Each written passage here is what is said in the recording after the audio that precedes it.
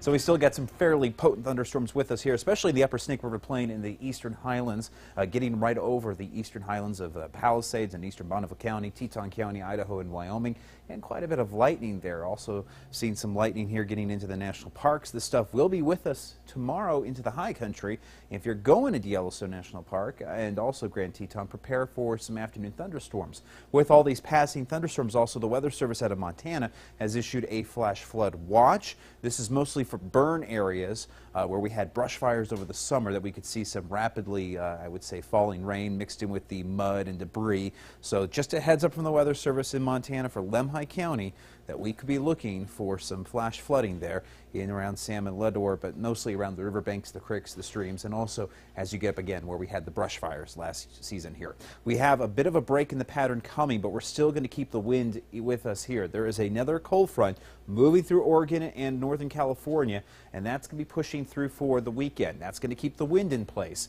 Most of the shower action, though, is going to trail to the north. It's pushing towards northern Idaho and Montana. So we are going to keep just a slight chance of a thunderstorm in the forecast for tomorrow for the local mountains. And let's go to Vipercast here for 10 o'clock tonight. Spotty thunder showers, most of which hanging out near the Montana border and also in western Wyoming. But again, we could see some fairly potent shower action in Lemhi County, keeping that flash flood watch in place. Now, as we go forward into time, Saturday morning rolls through. We're looking at a partly cloudy sky, still some lingering showers for Island Park and West Yellowstone. And then by tomorrow afternoon, we begin to really clear out here, but we still have a slight chance of a shower, especially as you get around the highlands, around Island Park, West Yellowstone, and pushing through western Montana. So we're going to be looking for thunderstorms really popping in the high country. Traveling, you hit the mid-80s in Salt Lake, lower 80s in Twin, lower 70s for Sun Valley, with associated thunderstorms, especially for the afternoon hours. Lows tonight back into the upper 40s for Challis, 47 at Idaho Falls, 45 for St. Anthony and around Rexburg, 46 for Driggs, 42 in Island Park, mid-50s for Pocatello, the lower 50s in American Falls, lower 50s also in Burley. Soda, you're hitting the mid-40s tonight, and 41 in Afton. Still a bit breezy overnight. We're still going to keep some wind in the forecast here as we get into tonight and tomorrow. And temperatures are still below average, but it will be a bit warmer tomorrow because we're going to pull in more sunshine here. 76 for the high for Pocatello, American Falls, 74 for Idaho Falls, 72 in Soda Springs, with 73 in Rexburg, 66 in Jackson, 72 in St. Anthony, 76 in Arco. And let's get to the 8-day forecast. As we move forward into time, you'll notice here a warming trend, and we're really going to bring in the heat towards the 4th of July. Looking forward in time here, I don't see many thunderstorms trying to work through even on the 4th of July.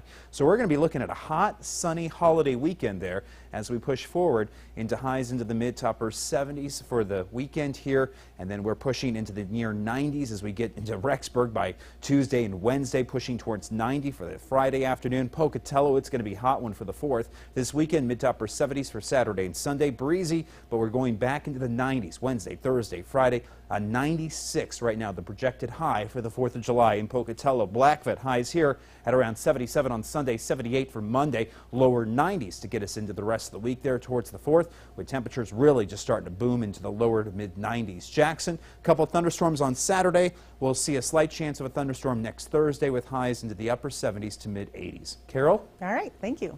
One organization is taking volunteering to new heights.